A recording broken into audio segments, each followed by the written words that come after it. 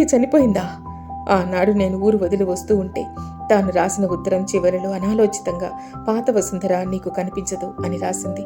అది నిజమైందా అనుకునింది బాధగా. ఆ పైన చాలాసేపు ఉత్తరం చదవలేకపోయింది. అవును, అమ్మ చనిపోయిన తర్వాత అమ్మ అస్థికలు గోదావరిలో నిమజ్జనం చేసి వస్తుండగా మన ఊరి పోస్ట్ మాస్టర్ గారు కలిశారు. నేను అమ్మ కోసం బాధపడుతూ నిన్నే తలుచుకుంటూ అమ్మ చనిపోయిందనంటే ఆయన నా బాధ చూడలేక నాన్న చేసిన ఏర్పాటు గురించి చెప్పారు. ప్రాణాల మీద ఆశతో తాన్ని పాపానికి ఒడిగట్టారని బాధపడ్డారు. ఎవరు బాధపడినావో జరిగిన దాన్ని తిరిగి మార్చలేరు కదా. నేను ఒళ్ళు తెలియని కోపంతో ఆవేశంతో ఇంటికి వెళ్ళి నాన్నగారిని నిలదీశాను. ఆయన చెప్పేది వినడానికి కూడా నాకు మనస్కరించలేదు. నా భార్య బిడ్డల్ని అత్తయ్యని తీసుకొని ఇల్లు వదిలి వెళ్ళిపోతుంటే నాన్నగారు నా కాళ్ళు చుట్టేసి, వెళ్ళొద్దు చంద్ర, నేను చేసిన పాపమే నా ఇంటి మహాలక్ష్మిని తీసుకుపోయింది. నన్ను ఒంటరిని చేసి నువ్వు కూడా నన్ను అన్యాయం చేసి వెళ్ళకు. మీ అమ్మకి ఇచ్చిన మాట ప్రకారం విజయ ఆస్తి విజయ్ పేరున రిజిస్టర్ చేయించాను, వెళ్ళి చూడు అంటూ బతిమలాడు.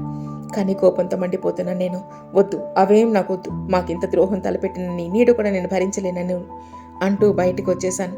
ఏ తండ్రి తన కొడుకుని ఇలా హింసించారనిపించింది. అంతలో అమ్మ పోయిన దుఃఖం తన పాపం బద్దలై నేను దూరం కావడం ఒకేసారి నాన్నగారు తట్టుకోలేకపోయారు. చేసిన తప్పుకి శిక్షలా పక్షపాతం వచ్చి మంచాన పడ్డారు.